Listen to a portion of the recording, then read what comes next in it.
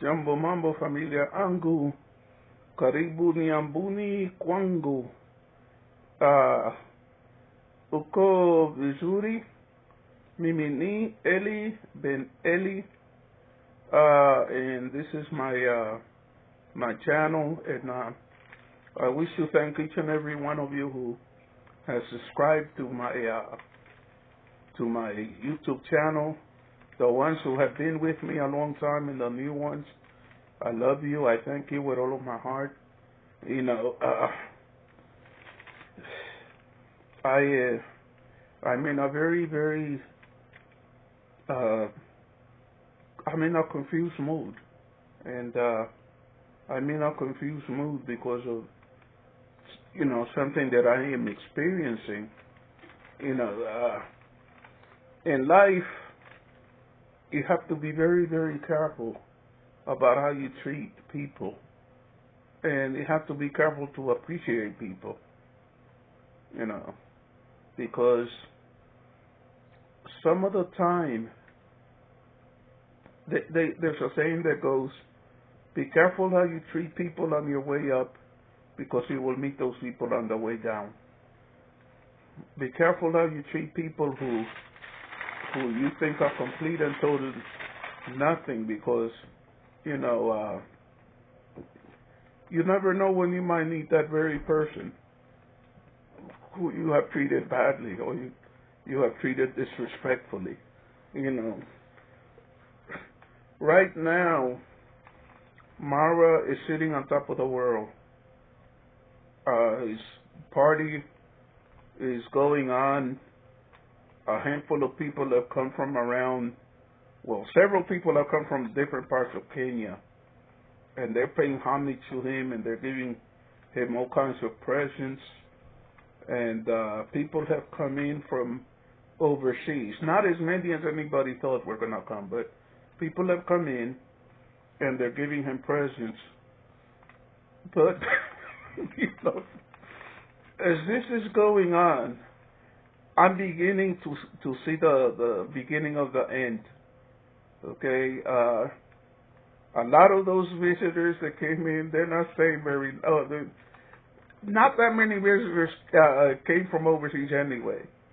But out of the ones that did, many of them are, you know, have stayed a few days, and that villa may look good from the outside, but apparently living in it is a different matter. No temperature control.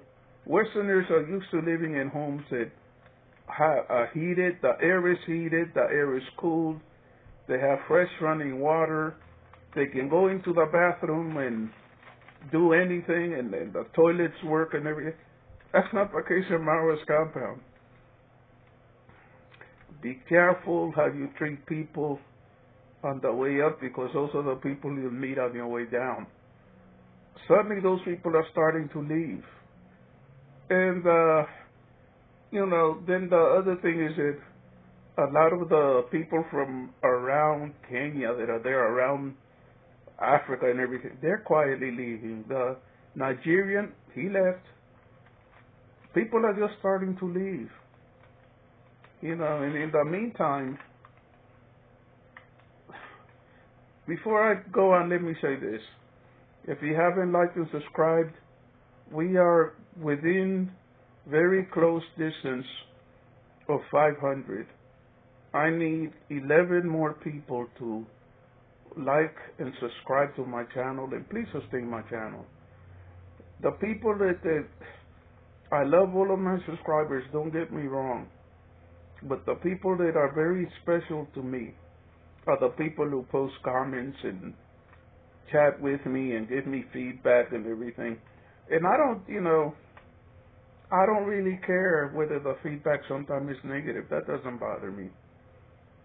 Feedback is feedback, and I need to hear from people. So, you know, please do your Grandpa Eli-Ben-Eli, Abu Eli-Ben-Eli, your bullheaded grandma. Please do me a big favor and go ahead and subscribe to my channel, and you know, be of whatever support you can be. Please urge others to subscribe to my channel. You know, a lot of those people are starting to leave, and now some of the very humblest of people, the people who have been working around the compound and everything voluntarily, so they can get shout outs and everything, they're starting to leave too. And when all this, and let's talk about Rocio Carrera, the second queen of the Trilla Villa in the Kenyan Manila, the site of the rumble in the jungle. There's turning out to be not much not much of a rumble in the jungle. It is more like a mosquito infestation experience, diarrhea and malaria confab, a fiesta of flu and fever. I don't know what you would call that place, but you know, the glass-plated garage, you know, the chicken house, whatever, and what Mara deserves on the name. It's not enough to call him the king of king, the head mungiki of East Kenya. Let's call him the Gumbo King. The Gumbo King, who when his hair is washed, you know, they say, I don't want to sound like if I'm being disrespectful, but they say that a great man of the Bible was able to turn water into wine. When you wash Mara's hair, he's able to turn water into mud. You know, but anyway, the point is, his beloved queen, the reigning monarch, the reigning goddess of the Nyabo Hanset village in Magori County. Think about, what did Mara really think? Did he really think that that girl was going to marry him? That girl was in Kenya for a very simple reason. If you live in Mexico, if you're a hungry-looking woman who likes chocolate so much as she's willing to beg for them, chances are that in Mexico you were a beggar. Chances are that you moved from Argentina to Mexico because you weren't doing well in Argentina. Well, apparently she likes her tortilla more than she likes ugali. It turns out that he attempted to offer his hand in marriage, and apparently Mara doesn't like black women. He prefers a brown woman, a yellow woman, or a white woman. But apparently this woman might have her fun with him, might allow him to buy her an airline ticket, treat her like a princess, you know, all of that. But in the end, I think she wants that she marries to be brown or white. Apparently she's turned him down. Apparently she's not interested in marrying the great Lord of Lords, he who walks among the corn, you know, the rod of heaven on earth. She does not want him. You want to know what I secretly suspect? I believe that when she saw that brown water, yes, we were watching. She said to herself, "Oh my God, what am I marrying?"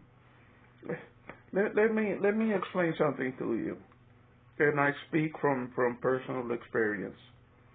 Mexican women, Latino women, they are super, super, super clean. They like their house to be clean. They like their bodies to be clean. They're, you know, the other women that are like that, again, Kenyan women. Don't think that because a woman might live humbly or whatever, don't mistake that for for a lack of cleanliness. They are incredibly clean. I look at the way that Diana Kemi and baby Carol, I look at the way that they are so careful to wash the knife, wash any food that they're gonna cook, very carefully wash the pot. They're very, they're living in a humble home, but they're so clean. And by the way, let me say something about that humble home that they're building. They built a earth house, and now the inside of it is looking very, very nice. It's been cemented, the walls are smooth and everything. The outside is being cemented. It's a humble home, but it's a beautiful home, and it's gonna be a comfortable home. And water isn't getting in it when it rains. It's like I look at her and I look at Fellow the boy, and what I'm seeing is the triumph of humble people. And Diana Kennedy doesn't have to ask anybody for anything. People know that she has needs, and people help her, but she doesn't beg. Fellow the boy will ask people to donate and everything, but when he does that, he's doing it because he's helping other people that are less fortunate, widows. He's building them homes. While I'm on the subject of Fellow the boy, I was in communication with Joseph the Mason, and I was telling him, Joseph, why don't you men form a mutual aid house building association, call it MAHA, in which all of you take turns in building a house for each of the Mason who is married and is in need of a house, or for his family, whatever. And you can do it exactly the way that you do the houses for the women. You build one house at a time, and you can ask Fellow the boy to supervise it, to manage it, to help you do fundraising.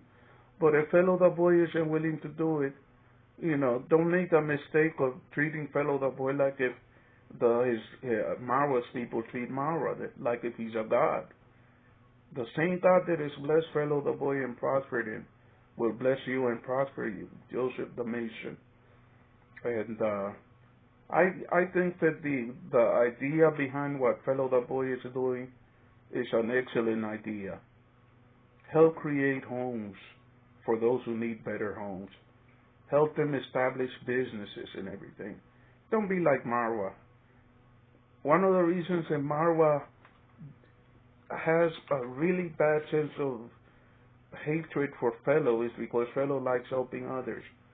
There is a video right back at the point at which Marwa started taking a hatred to Fellow, in which he said he was angry because he felt that Fellow should have told him that he wanted to do charity work. That if you want his help, you only want to help yourself. You don't want to help others. What kind of thinking is that? Back to the point that I was making. That's the attitude once this party is over. Once all the fanfare has died down, that's the attitude he's going to have to live with in that village when he comes to that village. People will look at him, and people will remember that, yeah, he helped Mama Ann, but he basically didn't want to help anybody else. He turned his back on Fellow the boy for being willing to help other people. But in the meantime, he himself, he was given goats, he was given cattle, he was given chicken, he was given all kinds of different gifts. And what did he do? What did he do? There's a price to pay for being selfish. And I would urge Fellow the boy, just like you don't love the treatment that Mara has given you because you were willing to help others. He turned his back on you. He's ostracized you. Don't do that to Joseph the Mason. If you are not willing to help the other Masons help themselves to build houses by donating their labor to each other, helping each other build and not charging, okay, so that each of them ends up with a nice house if they have a place to build. Just like you would want Mara to be a friend to you even now, be a friend to these men because they're trying to better their lives and each other's lives, and work together. There's something that they say about American group of people in America that are near and dear to me, but I'm not going to say who because I don't want to sound like if I'm attacking or belittling them. But there's a saying that goes like this: in that community, people are like a bucket of crabs. If you have a bucket full of crabs, they fight to pull the crab that's trying to get out. They fight to pull him back down. Don't be that way. That's the way the Mara thinks. Let me take a quick opportunity to say, folks, again, we are getting very close to 500, and when we get to 500, we set the goal to 1,000. My channel has no big YouTubers backing it up. It is built on the love of the handful of people who watch my channel, who watch my videos. Please, if you watch and like my video, please like it and subscribe. It takes you nothing to hit the subscribe button. And then, whenever you can, make a comment. Support it. You might wonder why I'm wearing glasses, and I figure I have to explain this. There are people that wear glasses out of vanity. I wear glasses because the sun is incredibly bright in Texas, and I have already had cataract surgery. And the doctors have told me that to protect my eyes from any damage, I should wear sunglasses in sunlight. And I haven't been paying attention to that, but lately I'm paying a lot of attention to it. I don't want to damage my eyesight. I feel a lot of compassion for Marwa and how he protects his eyes. We already lost sight in one. If I'm not careful, I could lose sight in both, and I don't, inshallah, that will not happen. Mashallah, my eyes will continue to be strong. Mungu akubariki. Allah walks with me. Allah will protect me, and I hope that my eyes remain strong. I'm kind of in I'm in a mood of how would I put it? Awe. Let's call it that. Awe. I'm feeling, a major holiday just passed, and it left me in a state of gratitude.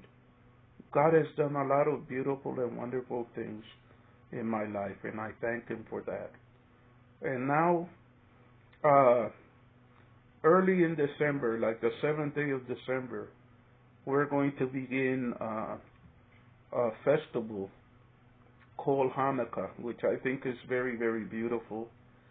And even though I practice Judeo-Islam, even though I'm not practicing Christianity, for most of my life I lived it as a Christian. And I find you do not know how nice that time of the year is until you have lived in the United States. Let me tell you a little story. Here in the United States, during the holiday season, during the Christmas season, people decorate their houses with little strings of colored lights and different lights that blink, and they hang wreaths on their door made of evergreen plants. Wreaths are like a circle of branches and leaves, and it's very, and in certain parts of this country, snow falls from the sky. It's like a white powder, and it's very, very cold, but it is also so beautiful.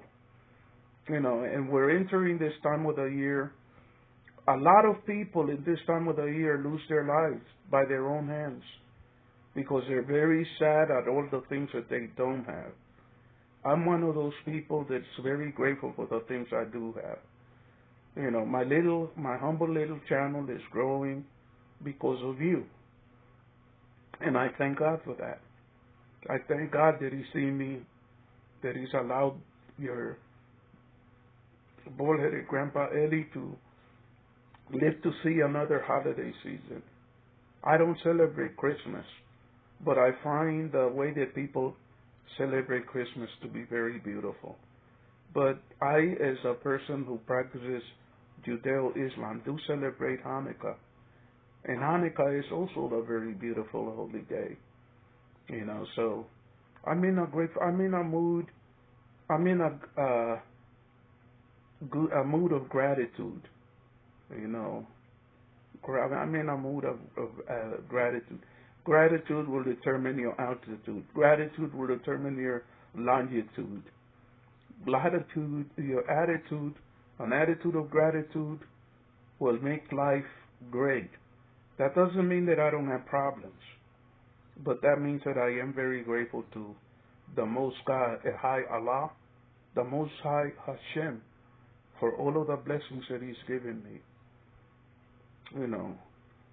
May each and every one of you have a blessed holiday season. May each and every one of you be blessed and prosper in this coming new year. And I'll say that a few more times in this season. It's a beautiful time of the year. In the meantime, may God bless you. I love each and every one of you. Shalom, salam, and I will see you the next time. Bye-bye.